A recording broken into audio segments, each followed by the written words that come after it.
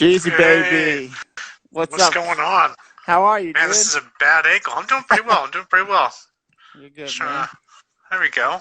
There you How go. is it hanging? Hey, it's going, man. It's going. I'm Nice, nice. yeah, I'm, I'm I'm liking these videos, man. I'm liking these videos. It's a good way to reach out to people. yeah, I People don't appreciate it. people don't think they're doing that well, and then you give them praise, and yeah, Yeah, I've nice. I've had a few DMs and people are like, "Yo, how do I get on the show?" And like You gotta do you're good in sports, man.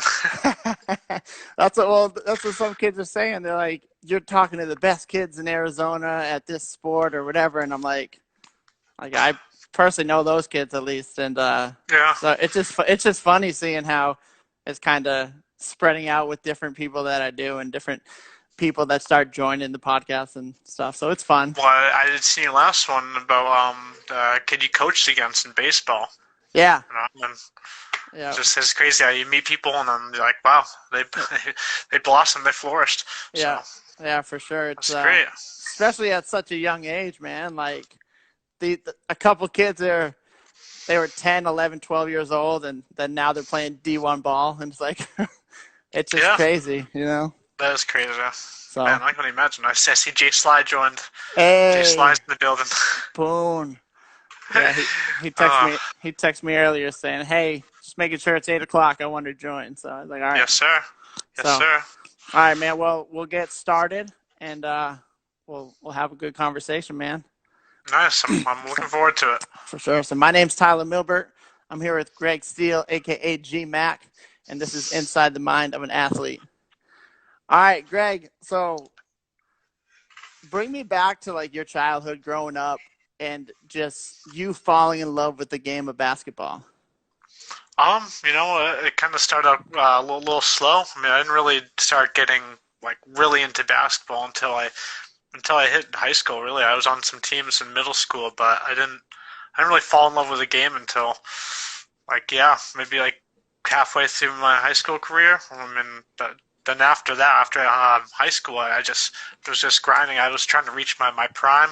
I was never able to dunk, so that's kind of sad. But I was getting a lot more comfortable with my shot and kind of just fell in love with it a little bit more after high school. I didn't really have the pressure of coaches like yeah, tell me what to do. Yeah, you learn stuff from the coaches. That's a fact. But I mean, just to take the game in my own hands and then be able to play with the people I kind of grew up with and the people I met like even afterwards. It was just I was able to shape the game like the way I wanted a little bit. So I mean, I got a lot more comfortable with my shooting and kind of pride myself on that. But Yeah. yeah, it wasn't really until after high school that I started like really trying to reach my prime, minus the dunking, obviously. Right. I can I can attest to that, man, because for me personally, it was more about pickup game, and that's where the love of basketball came for me was pickup. It wasn't really Oh, yeah. running drills and running plays. It was kind of just when you get your boys together, you get to do your own thing. Yeah, there's no like, all right, hey, this is the leader of the team. Make sure he gets the ball. Like sometimes you're able to take a like a 5-on-5 game and kind of show, hey man, I'm the leader. I don't need someone else telling me who the Right. leader is or whatever. So I mean, and then you get to shine a lot more when people see you. Oh wow, he just hit that three. Oh wow, he just had three. Let's pass it to him. And Right. I mean, at that point it's like, yeah, let's kick and shoot. But I mean, can you pass? Yeah. I mean, can't be all Right. selfish. But I mean, yeah, it was good to just kind of I don't know, show off a little bit against even your friends that you're playing with 5-on-5, but just some random people. They're like, wow, played against this kid the other day. Damn, wasn't expecting that. But Right. Yeah, so, for sure. And I know looking back, everyone, especially at the bubble, you're just bumping threes, and we're like, where the heck did this kid oh come from? yeah, yeah. Then you get to actually. Sometimes I've had that many chances where I get to play against people that are on the Franklin Pierce team, Right. and I'm not like on their level, but I'm not far behind, or I wasn't far behind, where I mean I could kind of stand out a little bit, but it was cool just to even sometimes he was playing with other college kids and they're pretty good, and then other times you're actually playing against teams that they get brought to play at the school. So it's kind of cool. You can learn from them a little bit, but it's Franklin Pierce is definitely that was tough for me. That was my rock. It was going to Franklin Pierce. Yeah, Almost every time, every weekend, I had the weekends off. Franklin Pierce was a place to go. yeah, for sure. And adding to like the high school ball, and then after high school, it's like you said, you find out who you are, and Oh like yeah, yeah. it. Because and at least let me step aside. At least in like high school, you oh that's your position. You're this tall. That's your position. Right, Oh right, well, why are you carrying the ball up the floor? That's not. And then when you get out of high school, you're kind of hey, I'm a lot better than just this position. right, right. And I So know, I know. For me, I was forced to the 5-man. oh yeah, And I mean, not that my shot was great, but that's because I never could work on my shot because I had to work yeah, down low. So it's yeah, like, yeah. I'll post work all day. right Post work all the time. at heart, I want to be a 3, and like drive to the Oh hole yeah, or pop out, shoot a 3. So it's hard to have a coach say, "This is you." Like because yeah. when you graduate out of high school and you go to the next level, guess what? The guys that are 6'1", 6'2" are point guards. So Yeah, no, yeah, yep. So I mean, you it's gotta have a handle too. So, yeah, yeah, that's what I really didn't like about like high school basketball is that you're just forced in a position just because you're this tall. right, You could have handles, but hey, well, we're not gonna pass you the ball. You're not gonna carry out the ball and be like shoot all the time. I mean, my position, I think I played like the 3 and the 4 in high school, but I always saw myself as a 2 once I got out of high school. right, I was really comfortable with my shot when I got out of high school. So yeah, so that's a big difference of coming from high school and then coming out. Even if you don't play college ball, just just shooting around with your friends at pickup games, you can kind of show, maybe surprise yourself a little bit. right, So right. And it's true. Like I said, like I'd have like Cam Saylor, like, yo, I was playing pickup the other day at the bubble, and Greg's just draining 3 after 3 after 3, and you don't like we were talking about, yeah, you don't see that in high school because that's not your job in high school. Your job is to post up. yeah, So exactly. I mean, I was like, oh yeah, a couple inches shorter than you, so I'm playing like the 4 and stuff like that. It's like, I mean, I'm kind of tall, but maybe I'm not the strongest to be in the post. I kind of want to like shoot the ball a little bit, but right, yeah, for sure. not many people run plays in pickup games. No, no.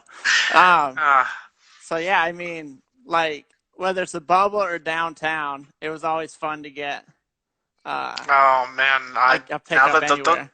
those courts are barren now down in New Ipswich. I never see, I Yeah. never see like anybody playing basketball down in New Ipswich courts. But I mean, that was almost like my second home. Like during the summer, I would go down there, no matter like really where I lived. I usually lived around the area or whatever, but I would always try to find my way down there. And now it's kind of weird since my accident. I don't really see like my brother or any of the people that I used to play with. They don't really play basketball anymore because I felt like I kind of congregate them. Hey, what are you doing? You trying to ball? Or, Right. I've talked to people and they don't really play basketball Yeah. as much anymore. So it's a little sad, but Yeah. It is sad, and I like you don't know kind of what to point out. Like, is it just kids aren't interested in the game? Is it like I don't know I'm gonna someone be like, "Hey, man, do you want to do this? Do you want to right, do this? You want to go out and do something besides sit around?" So I right, mean, yeah, there's a couple of my friends and then my brother included that don't really play ball as much. And if I was able to still play ball, I'm pretty sure they'd still be playing ball too. right. And that's the thing. You need a guy like you to shoot out that text. Hey, we're Hmm. going courts at 3 or whatever it is. Yeah, exactly. Hey, I'm out of work. What are you doing? Let's play Right. some ball. Nice day. Yeah. And that's when I was talking to Coach Billings, good old Wiley. Good old Wiley. Uh, we were just talking about the difference between the Conant and Mascenic atmosphere for basketball specifically, and I still see those dudes texting like the Jimmy Peards and Yep. the Devin Springfields, like, "Hey, pick up ball," like at the courts, and Yeah, they're sometimes I see those kind of kids that we played against in high school, and I yeah, would see them down there at Franklin Pierce, so that almost like a rematch in a way. Sometimes they'd be on your team, but hey, maybe yeah, they'll remember you. But if they didn't, maybe they'll remember you now because you can right, shoot or do whatever.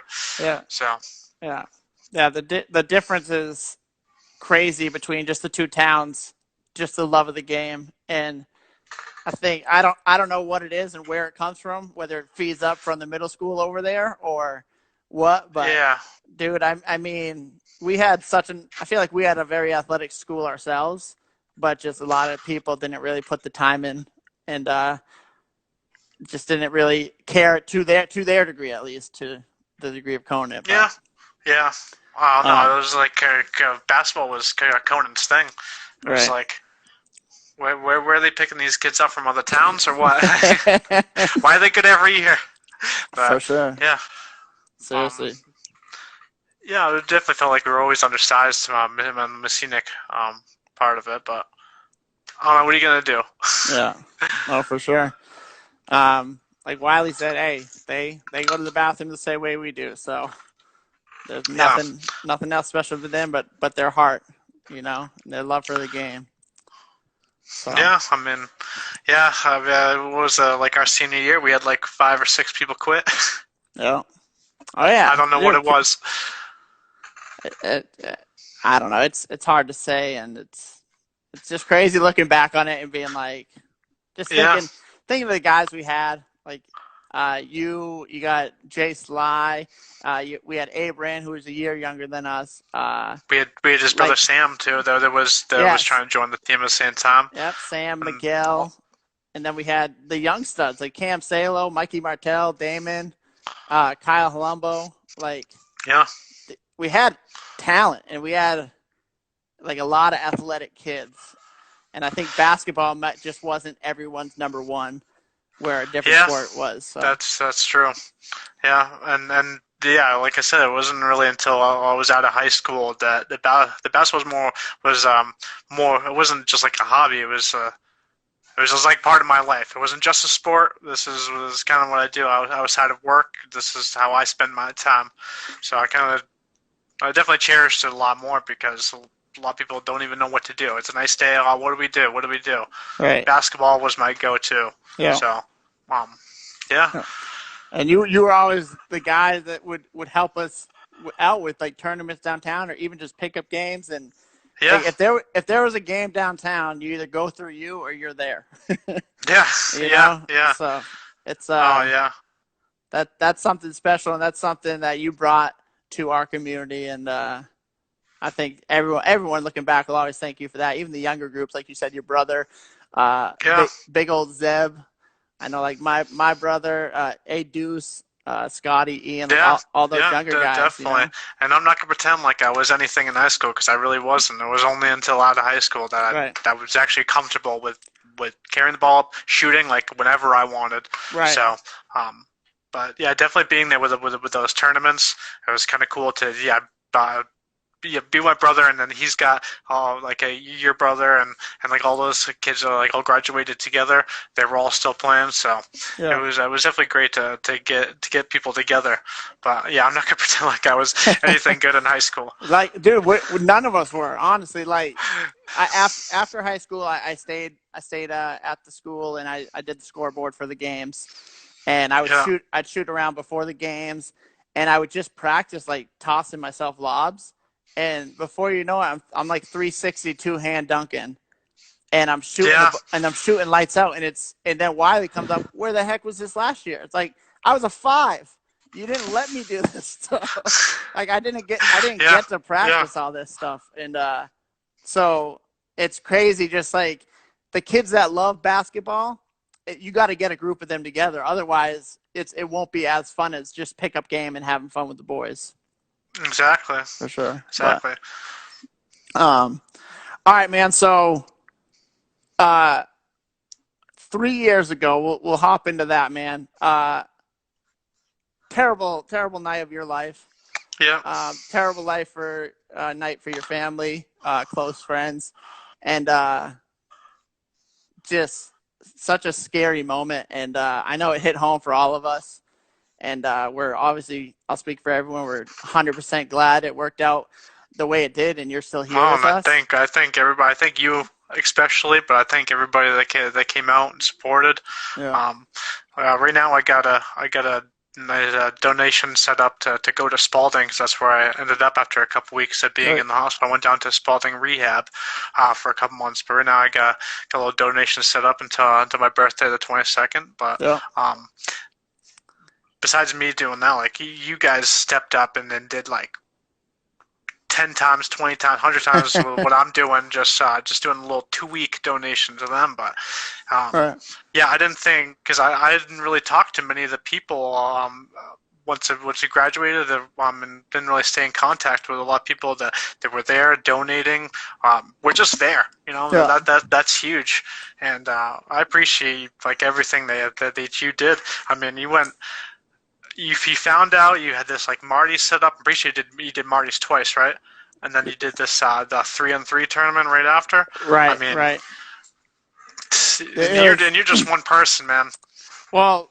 Well, to that point, like I'm just one person, but it was our community that actually helped out. Oh Like, yes, yeah, where I'm out in Arizona, I feel like truthfully, everyone back home was just in shock and was kind of just like everything just stood still for a minute, and where the point where they're not even thinking about that stuff. They're 100%, is Greg okay? Is Greg gonna make it? yeah, definitely, And and yeah, like I said, like there wasn't a lot of contact with a lot of these people when I was kind of like graduating, right, but they went back to like, oh, Greg in high school. Well, right, doesn't matter what his life was like outside of high school. Like I remember, I'm sure a lot of people were going, yeah, oh, I remember that kid. They yep, were there. They were there, and I yeah. got you to thank for a lot of that. Well, like I said, man, like it was easy for me because I wasn't in the moment where everyone back home was. I knew. I hit up Brittany Lavelle. She got me on a plane with her buddy pass. She got me home and back, so I Awesome. just pennies to the dollar for a plane ticket thanks to her. Um, and I had time between before I left to make a little post on Facebook because at that time I look back, you and me, we got our first tattoos together at 18. You know what I mean? It's the only one I still have. Right. So like we go back, man, and it hit home hard. But I knew rather than kind of being in that moment, I let everyone else worry about that, and I had to worry about you and Yeah, seeing how we could help you out. I know I was in contact with your mom, but honestly, dude, our class 2009, I think yeah, we're very blessed to have went through high school with them yeah. because, dude, it was like literally a. I know you weren't there for it, obviously, but it was a class reunion, dude, at Marty's, and just like That, the whole I time. can only imagine.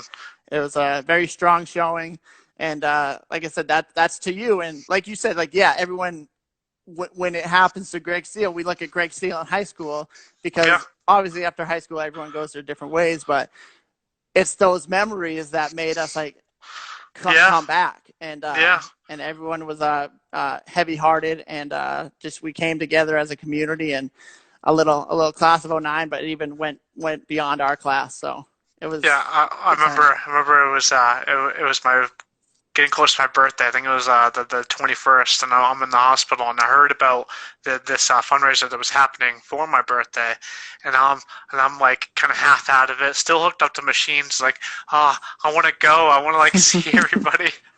Yeah. But no, there was no way of leaving that hospital. But I just remember I was like, man, I want to see Tyler. I want to see these people. I know it's going to be like a good time, like despite what happened. But I know a lot Yeah. of people are going to come together. I just remember that I'm like half out of it, hooked up to machines. I want to go. I want to go tomorrow. Yeah. But Uh, it was a big impact because up until that point, Marty's didn't even have a handicap ramp going up, yes, and yeah, they did. They so didn't. right, so you are a huge part of that, man, and helping that Yeah, happen. And another shout out to Marty's just for hosting it, and we were able to do a 50-50 raffle there, and yeah, it's actually it's not. I don't want to say it's funny. It's actually like it's wild that Chris Karen won the yes, 50-50. yeah, yeah. and, Shout out to Chris Karen. and yeah, we had a few $1,000s in there, man, and he like instantly he got the money. He said, "Where's Tammy?" Like Yeah, instantly, and yeah, dude, it was just such a touching moment because you we're still young at the time, you know. We're mid 20s, Yeah. and Shit, I a mean, couple $100 in your pocket is like, oh yeah, wow, man, making it. So that's what I'm saying. Like we got bills to pay, and but like everyone was there for you, and it showed. No one was a selfish body at that's all. awesome. And I know T. Rollo performed and put on a great show, and but it was just a good night because it didn't matter what you were doing in your life. Everyone stopped what they were doing and Yeah, made yeah, and I sure they hopped appreciate out. everybody for coming out. It was awesome to hear. How I was like I said, I wanted to see it so bad. I just wanted to see everybody Yeah, come out for me, not in like a way like, oh, I wonder who's gonna come out for me. I wanted to see. I just want right. to see people really. Yeah. You know, Well, you were definitely there in spirit, man, and I yeah, know everyone was just still praying for you to make that recovery, and you're looking great after three thank years, you, dude. And thank you. I'm glad your spirits are high, and as they should be, because like you're alive, you're Yeah, here with us, and yeah, yeah, and yeah, I gotta think about that too. Is that I do try to keep my spirits high. Was that it's music? I mean, I really want to get back into basketball. That's kind of a little. I need to work my way there. right, Um, but I kind of think about it in the way is that not a lot of people would have made it 3 years. right, right, Honestly, I've had people tell me straight up like not that long like after my accident happened, and I'm still trying to recover, and I get people telling me like, "There's no way, there's no way." yeah, And being in a wheelchair, I don't know if I could handle that life. yeah, So, I mean, it's kind of hard to hear other people say that, but it's like, um, I'm doing it. right, I can almost put a smile on my face that I know I can do it all over some other people. right, Um, it is a sad situation, and it's definitely a physical challenge, but also mentally challenging. So, yeah, and not a lot of people will have a strong mentality on a normal basis, like everyday basis. They're walking on two legs, and sometimes they can't handle things yeah, mentally. So, being in this position, I know a lot of people wouldn't be able to handle it. So I kind of have to give myself props for making a couple years, and I'm ready to go for for sure, years. for sure, man. And like I told you, man, if I was there, I would be as much help as I could.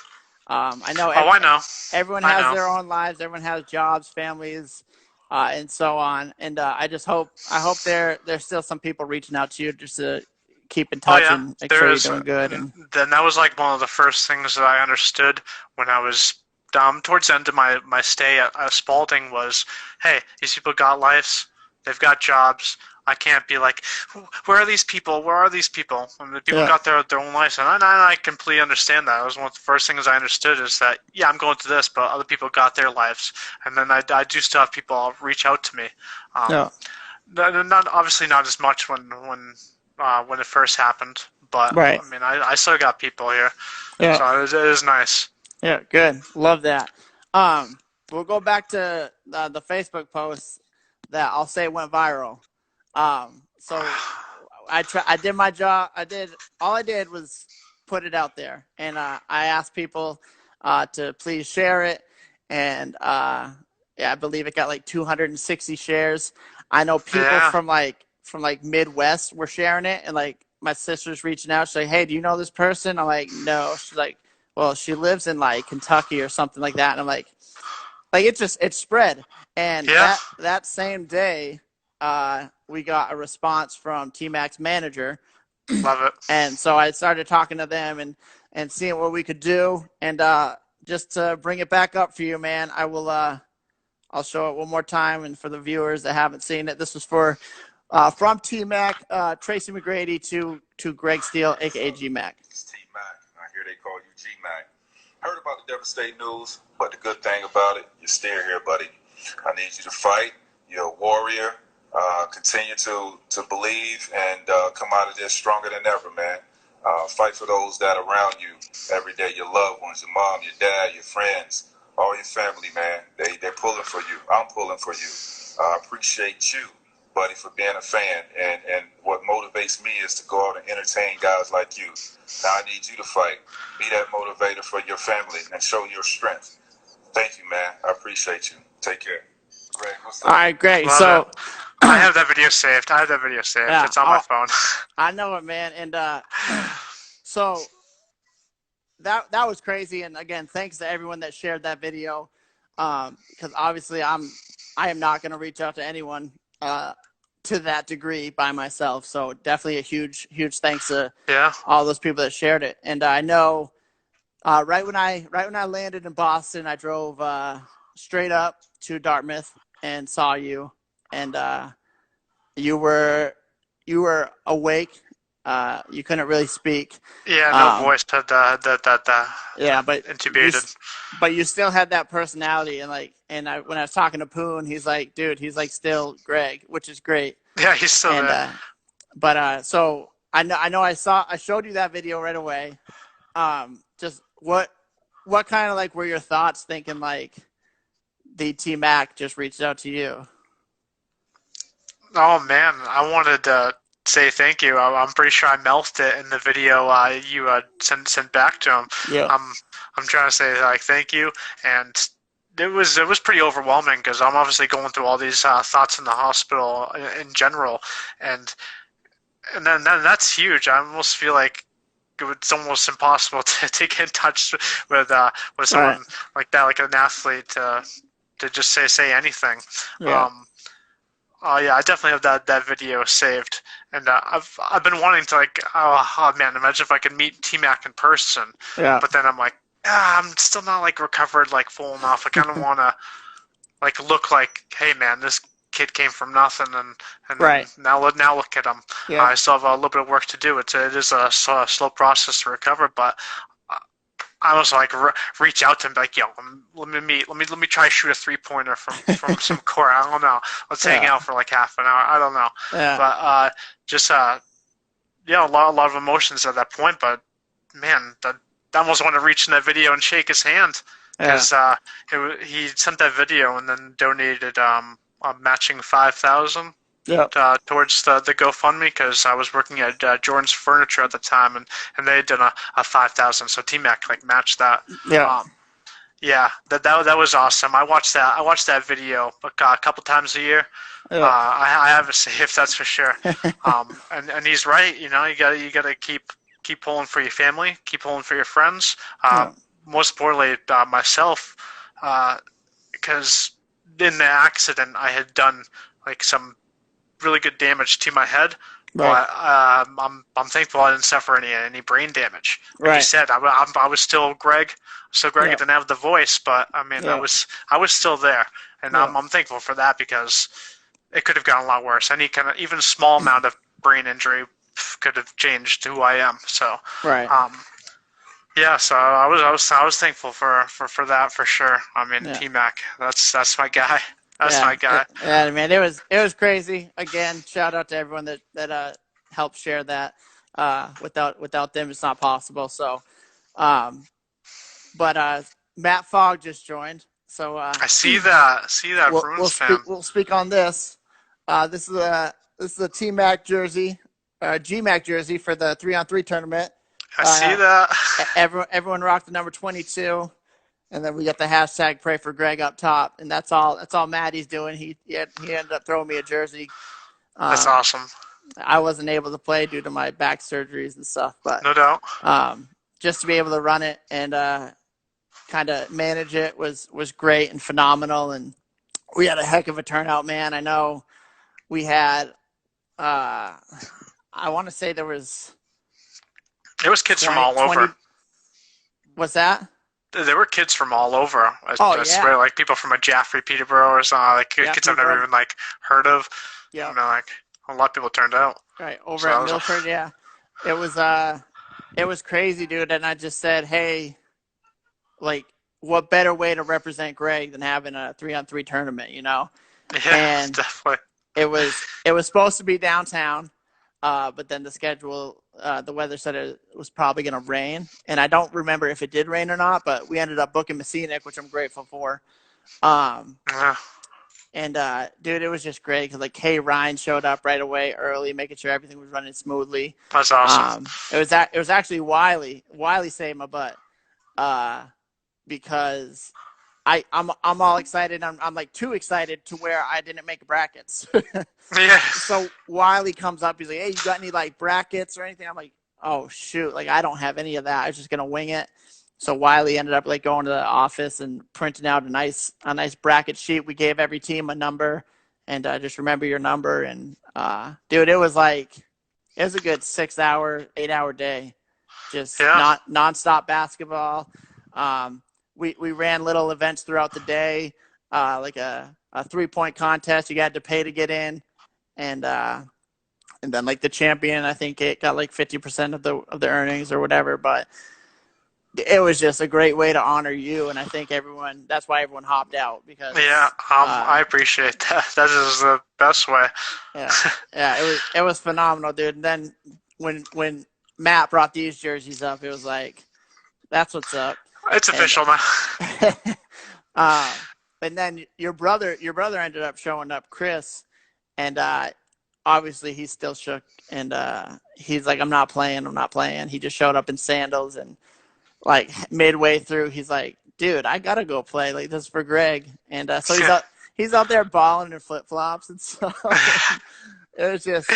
You know how many times I've played with him like that. He didn't have the right shoes, but he's balling. He's balling, Yeah. Whatever. Loafers, whatever. He's balling. Oh, for sure. It's crazy, but yeah, you could see it just like the effect it made on him. And then when he decided to hop in, everyone kind of like just stopped for a minute and watched him and kind of just appreciated the Steele jeans playing on the court, you know. So it was fun. But what do you think the hardest part of this has been for you? Not. I mean, I'm gonna throw this out there. Probably not. It isn't the hardest, but watching professionals or watching other people play basketball, it's like, man, I could make that shot. I'm just kidding, but one of the hardest thing is to not really be involved like I was, I guess, and not be involved in even like going places as much, because before I would just get out of work and then people would reach out to me, or I'd reach out to someone and hey, there's the plans for out of work, or we got plans for this weekend. Not being involved is kind of hard, but because I don't even involve myself in certain situations. Like I think about, like, if my birthday's coming up, I have no idea what to do. I'm kind of limited on places I can go and enjoy. I was a big hike. I like to go hiking, like go on top of mountains. I hit a peak. Was a Cardigan Mountain like a month before my accident. Yeah. So just finding stuff that I'm able to do. Right. Like I still, and then kind of enjoy, because now a lot of it's just like you go there and you kind of see what's going on. You kind of see like, oh, that's cool, but I'm not like active on certain things. Like, right. I mean, I would love to go down the court and play basketball right now. I would love to go hike on a mountain. Right now it's more of like I can do small trails. I can wheel my wheelchair on small trails. So I guess that's been the hardest, is not being like not being able to do certain things I'm limited to. Right. With the things I love, especially watching other people play basketball. I don't do as much. I don't really watch sports clips as much, because like, oh man, I really want to be out there. Right. There is an alternative to be playing in a wheelchair, but it's not the same. It's not the same. Right. Definitely doing like the hiking, just being out in nature, being able to, you get to the top, and now look at this. You hiked all this way. Now look at all the beauty. Yeah. I mean, not having that anymore. That kind of bad. That's kind of terrible for me. But other than that, I mean, I have a positive mindset. I mean, I could be doing a lot more for myself, and the aspect of getting stronger and all that. But the positivity always stays in my mind. Yeah, I have hard days sometimes, like physically, but mentally, it's not really draining as I'd expected, because it's tough times, but hey man, I can do it. Not a lot of other people can. I can do it. Right. But I guess I'm kind of rambling a little bit, but you're good. That's been like the toughest, is not just being limited into what I can enjoy. Right. I suppose. Yeah. I can see that, man, and But like you said about your positivity, a lot of people don't have that, and you've spoke to them, and for you to have that positive mindset is just a GMAC mentality, and it always has been. And I think that's something we all admire. And I feel like I don't want to ever put anyone else in your shoes. But No. to say for the situation you're in, I think no one else could do it like you're doing. I feel like the mindset you have is that powerful, and Yeah. you're just always been that kid that just wants to be happy and have fun, and Exactly. can't do that when you're sitting around moping, So you kind of just Yeah. I mean, hey, I'll be sitting there, but I'm not trying to mope. right for sure, man. Animal. Yeah. See, like you can make jokes and that's funny, and Oh yeah, no, I that's what it's been helping my mom through all this because she tells me every once in a while is like if I just think about it I could cry right now and yeah for her to see me like make jokes even in light of myself like maybe make fun of myself I don't mind that that's helped her like just right making getting the laughs if there wasn't so many laughs it would definitely be a lot harder on her too. yeah But that's I gotta look to smile. I like tell a joke, make fun of myself if I have to. That's fine by me. But if it gets laughs, like that's what's really helped right for my mom and definitely for me. yeah Because I always want to laugh. I mean, I will watch anything funny, do anything funny, do whatever it takes to be funny. right Almost everything it takes. for sure. Yeah, man, that positive mindset is going to go a long way, a lot further Yeah. than you think. Like it's just having that is already a step above so many other people Yeah. in that situation. So Yeah. one thing I want to say is when I was at Marty's, your dad and your older brother came up to me and like your dad just teeter. Your dad came over to me and just shook my hand and stared into my eyes and just like said thank you. And to me that was like hit like my heart so hard, dude, because like I'm your boy, and I was having a good time getting everyone together and doing it for the right cause. Yeah. And I kind of forgot about your parents. What you were Obviously, actually doing. right? You were yeah. And so that like kind of struck me, and I was like, oh, like you're welcome, and like it was just a powerful moment because like I've seen your dad a few times, not much, but Yeah. yeah, like when he walked over to me, it was like literally like a spitting image of you walking over, and it was just, with a beard. yeah, beard and a ponytail. Yeah. But yeah, it was that was touching, and it was like I said, your mom was 100% helped the whole time, even though she feels like she wasn't there, like she was there, and just giving us ideas and throwing things out, and just for your family to even show up to Marty's was a huge thing. Yeah. And yeah, definitely. I think that speaks volume. Where a lot of families may be moping, or even with you in the hospital, which they were. Every day, and but just for them to show up, I think they definitely did that for you, and I think the people there saw that and appreciated just them showing up. So. Yeah, that was another thing that was kind of hard on my parents because I was up in Lebanon, in Dartmouth at first, and my dad lives in Bristol, New Hampshire. It's up on Newfound Lake, close to Winnipesaukee, all that. Yeah. So it was I'm further away from New Ipswich. It's like an hour and a half drive or something from New Ipswich to the area where my mom is. But now I'm closer to my dad in Bristol, so like the travel was kind of easier for him. But then I'm just taken from there and I go all the way down to Spalding, and now I'm near Boston, so it's a travel for everybody, especially my dad, because now he's like 100 miles from New Ipswich to Bristol. So now he's all the way up there, and he would definitely wanted to come down as much as possible. So that was another thing that was kind of hard. My parents was the travel from where I went from where I was into where I ended up doing rehab. So for them to have a place to go, like, oh, we're definitely going to go to this fundraiser. Oh, we definitely got to go. Yeah. so that was awesome. Yeah, it was cool. So while in rehab, they had really cool things for you guys to do. I know you Yeah. were able to go to a concert. You got to have a Nas. meet and greet with the Stanley Cup. Yeah. There's things like that. So obviously you're giving back to Spalding, and you have the little fundraiser for them going on right now. Yeah. And obviously that's showing appreciation and thanks for all they've done for you. So with everything they did, like the concerts and stuff, what do you think the best experience from Spalding was for you? I mean, that concert, that was my own doing. I saw Nas was in the area, and I'm like, I'm getting tickets. We're going because yeah, once you were started to recover more, well, they had to take the tube out so I could actually breathe on my own and such. Yeah. When you were recovering and you went through all your like your normal day, like your occupational therapy, your physical therapy, once you got your schedule all done, you can have visitors come and then take you out so you can experience Boston because it's right next to Charlestown. Right. So that was the best is that I'm not stuck in a hospital.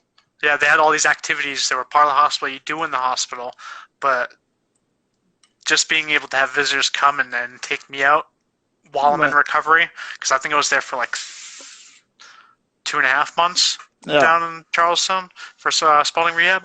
That was the best for me is that I wasn't stuck in the hospital. Right.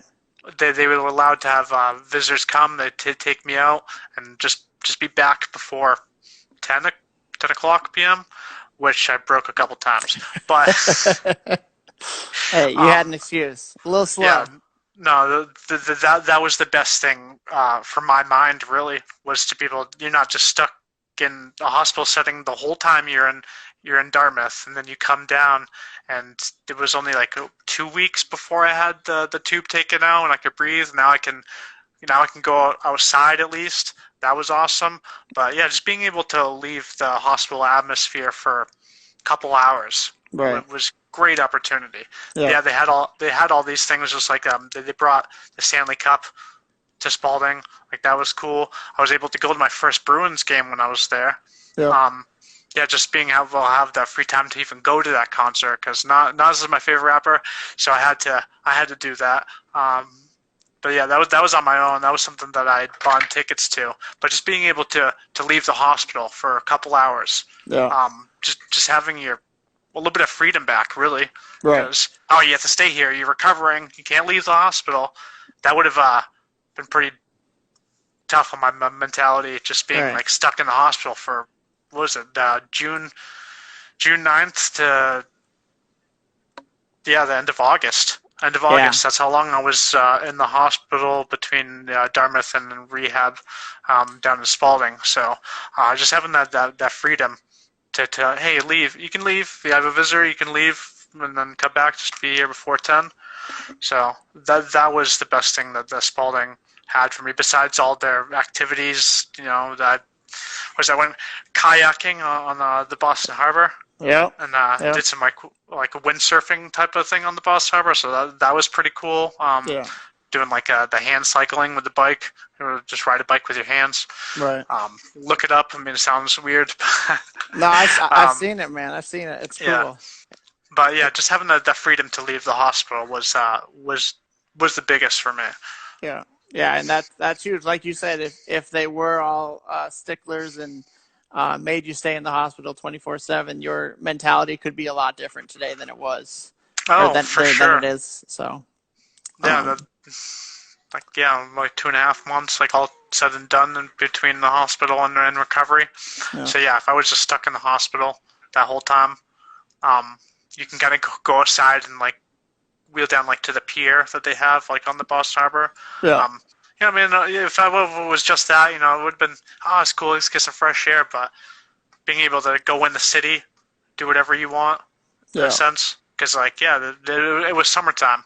You're talking summer in Boston. They have all these, like, street performers and stuff, and there's, 1,000 places to eat. So, there we go. There you go. Jerk the position here. Yeah, just being able to have some freedom to go out was the best. Yeah. Yeah, man. I know you were very well, or your family kept us all up to date with your rehab, and that's how we all know that you went to the concert, the Bruins game, the like kayaking, and Oh yeah, so my mom loved that I was being able to do that. So anytime she was able to update or say anything, she was yeah, all over it. right, She loved that I went, um, that I'd been doing that because I was literally bedridden at first. I couldn't actually leave my bed. I wasn't strong enough, and I was still hooked right, up to machines and stuff, so I couldn't really leave my bed. So for her to see that, and then going to concerts, I'm going to a Bruins game, I'm yeah, riding a bike. yeah, For her to know that, she was like, "Oh, I'm gonna post that. I'm gonna update everybody." yeah. No, So that was cool. it was a huge help to everyone that was making sure that you were doing okay, and because like we talked about, everyone has their own lives and families and jobs, and um, for us not to be there, I can speak for everyone saying it was hard that we weren't able to do that, but to be able to have social media like we do have, and to have those updates definitely helped us a lot at home. Just knowing that you were doing better every day, so Yeah. definitely great of your mom for that. And again, I was talking to your mom. I said it's funny that he's at Spalding because basketballs are Spalding I suppose. basketballs, and Yeah. Yeah. Yeah. it's just funny how it ended up working out that way. And but yeah, like I'm glad you're doing good. You look great. Like I said, man, your spirits are Thank you. high. And Yeah. then the community around you is a community that you we should all be blessed that we grew up in because Yeah. everyone has a heart of gold, and just it's it's a place that is special to everyone, and will always have a special place in my heart. I know I've been out in Arizona coming on 8 years now, and I still just look like raising my kid out here. I'm like, how do I raise a kid out here when Exactly. all I know is like growing It's up in a small town. small town, and having a Yeah. yard, and like being able to say go play in the like go ride your bike to the store if you want. Like here, it's like, Yep. I, Hey, I'm gonna go with you definitely. yeah, I don't even want you outside the garage. Like get over here, but Yeah. that's funny. Um, but yeah, like we talked about it before. Just I appreciate you for coming on. I know it's a Oh, definitely. hard subject to talk about. I know it's been 3 years. I know this is your life. You're used to it. You're happy, and I know everyone has your back. And but what I want to ask you is, whoa, oh, Mascenic hat falling Hey, your down. background's getting messed up, bro. Hey, I know I saw my ball fell. Um, what I want to ask you is just kind of to for kids watching that are in high school or college, whatever it may be, thinking life is whatever and not fragile, and they think they can do anything. For you, someone that loves basketball, loved to play the game, was doing it literally every single day of your life, and now not being able to, what is your advice to these kids that are playing sports and may have a bad attitude and may think their coach is this or that player is that? What would you have to say to them? Um, it's a good question. It's a good question. Like you said, life is fragile, and it seems like a lot of these kids, they think they're invincible, especially in high school. They don't really know everything in the full world once you graduate. What's going to happen? Because you said before that some people disconnect once they get out of high school. Um, Damn, that's a good question, man. uh, um, well, I know for a fact that a lot of people did not like Wiley. That's for sure. That guy was one of the best coach I ever had. So I mean, at the time, there's a lot of things that might be said by a coach that you probably don't like, but um, damn, I don't even know where to go with this, man. Damn, I'm stuck here, man. You're good. You're good. Where was I going? This is like, yeah, the coach can be a jerk, but you probably learn some things from like outside of the high school. Once I stopped playing basketball, that there was stuff that's like stuck in my mind that the coach had said, like pass and screen away. That will never like leave my mind. Just putting your hands out off a screen or certain things. You know, it might be like a jerk telling you, but you could definitely learn something from listening. Just because a person's like saying a certain way, like with coaching, I mean, he's right though. He could be right, and you just listen. Can you kind of repeat that question a little bit? I want to try to cover that. No, you're good. So basically, I'll break it down like this. I started this podcast talking to seniors that lost their season in the fall this year due to the pandemic. And what I started to hear from all these players from different sports, whether it's high school or college, is there was a message in every single one of them, and a message that me as a player, like when I was playing for Mascenic baseball and I got these college letters in, I didn't know what to do. You know what I mean? Yeah, you're in high school. You're like enjoying your sport. You're right. Trying to be at the top of your game in the sport, but you didn't realize these other people are looking at you. Right. So in doing this, there's so much answers to questions that kids have that may not ask those questions, and some people may not know the answers to it. But what I'm trying to do with this is get the kids that know the answers and just have what's their experience. How did you become the best player on your team? What did you do to work at it? What did your coach expect from you? Do you really need to do this stuff in the off season? All that stuff. And definitely like almost when you're being coached or whatever, you're kind of doing what they're telling, but you kind of go into the motions. You listen to what they're saying, but you go into the motions, and then if you play pickup, maybe you're just neglecting to do any of the things you were taught. You're not working on certain parts of your game because you're just going through the motions. I think it's important to just try to listen to everything that's said and then literally apply like any kind of like post work, any kind of like shooting drills or any of that will work on your game, like in all aspects. If you're checked into a game that everybody's watching, or if you're just playing like 5-on-5 pickup, you have all this information. You should definitely use it. Yeah. It's little things like, for instance, we'll go to the layup drill when the coach had that big blue pad. Oh yeah, he's knocking you. You're gonna get contact, man. You. So at practice, you're just like, yeah, like whatever. But then you go in a game and you're just like, dude, I just got rocked trying to make a layup. And then years later, you're like, oh, the damn practice we had when he was smoking us at the rim with the pad, and it's like stuff like that. You may think it's funny or stupid or whatever while you're there. Well, yeah, that's why I was trying to elaborate more of is like a coach can be a jerk. He could be a jerk, like how he says it, like, hey, you're not doing that, I'm going to call you out, and you're like, whatever, man. But if you listen and then actually like apply it to your game, it's going to work. You're going to be unstoppable if you keep on like working on these different drills or whatever the coach is telling you to do, no matter like how he says it. Right. Try not to ruin this last like end of this. Oh, you're good. No, you're doing fine, dude. I'm just excited to talk to you, honestly. Yeah. But yeah, like I said, I hear so many different things that me myself growing up, if I had heard this, I would have added it to my skill and been able to be more of a leader rather than just kind of be like, I don't want to say, because everyone knows I'm not shy, but when it came to things I wasn't comfortable with, I was very shy.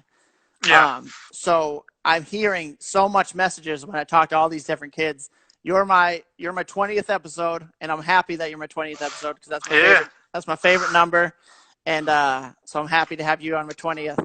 But like I said, like before you, there's 19 guys I spoke to, and some were coaches. I spoke to Wiley, Jay Starr, Matty Moe, and you just hear so much things. So if I don't expect people to listen to it, honestly, I'm doing this for fun. I enjoy talking to people. Yeah. But if someone does listen and they're like, oh shoot, like I did not know that about this sport, about this at this level, what I needed to do. Like if they kind of just hear that information, I feel like it can elevate their game to a whole new level, which they were too kind of because if you go from like high school and then you actually like play college sport or whatever, and everybody else is doing the something that you're like, oh man, I wish I had paid more attention. Like when my coach was saying that, like if you do something, then people like at the higher level start pointing out, hey, why aren't you doing this? Why aren't you doing this? Right. It's probably because you didn't listen to the coach or listen to like any pointers while you were playing like in high school or lower league. So it's good to pay attention, like focus on all aspects of the game. Right. Yeah, because people could be pointing out at the higher level. People could be pointing out, why aren't you doing this? Why aren't you doing that? Yeah. Yeah. 100%, man. So, it's something little I'm doing. I started with just the team I coach, and I've gone on to different sports, different athletes, different levels. I officially had my first pro baseball player yesterday, which was awesome. I saw, yeah. And Richie Fecto, much love. Speaking about much love, A Deuce said, "Love you, boys." Yeah, love you too. Put A you slide. on. Deuce, slide into my DMs and we'll talk. But yeah, G-Mac, like I said, I'm glad you're doing well. It's been too long. I'll try dude, it's just hard getting out there now that I got a kid and stuff. No doubt. But I will next time I come out. Freshly married too? Yeah. The Rock. Well, this is Silicon. Rock somewhere else. But yeah, man, life's going good over here. That's great to hear, man. Yeah, and I'm excited, and I will be home in February for Teeter's wedding, but I'll probably honestly be there for 4 days. It's gonna be quick in and out. But yeah, next time I'm there for a good amount of time, I will reach out and I will we'll go get some ice cream or a burger. Yeah, or something, do something, man. something for sure. Sure. But yeah, appreciate you again, man, for joining the show. This one was more making sure you're doing good and all that. Just talking. I rambled for a bit. I understand. I was lost a little bit. You're golden, man. Like I said, I just did it to catch up with you, and I reached out on Facebook to our Class of 09 page and let them know, like, hey, I'm talking to Greg, and I'll probably post this in the chat tomorrow so they can all watch it. And hold on. Since Aaron's on, and I did see that Josh was on earlier, I do want to say thank you to George Slyman, because he's the one that put Spalding into my mind, because he had visited me when I was in Dartmouth. He's the one that had talked about, hey, Spalding's a great place. I'm not sure if that's where Diane had her, like where she rehabbed to, for the knee surgery. But he's the one that had visited me 2 or 3 times, and he had definitely put Spalding in my mind. He's like, oh, it's a great place. The other place he had mentioned was somewhere in Salem, New Hampshire. Wouldn't have gotten the same experience I did in Spalding. Right. So I have to thank George Slyman for that. Yeah. That's definite. All right, man. This thing is saying it's kicking me out in 54 seconds. Shout out to the Slyman family, though, man. I know George went up and prayed with you, and there's not a better speaker than George Slyman. No. So the Slyman family has been there for all of us, and I know for a fact that they are full of hearts and love. So shout out to them. All right, Jeezy, I'm going to throw this up with my last 30 seconds here. Got the Pray for Greg 22. I'm throwing up that D Wade T-Mac, college jersey. Team G-Mac. Let's go. All right, everyone. My name's... All right, thank you, guys. Appreciate it. Tyler Milbert. I'm here with Greg Steele, a.k.a. G-Mac. G-Mac. 20th episode, Team Milb 20. All right, man. This is Inside the Mind of an Athlete. Take care, Greg. Don't forget to like and subscribe button.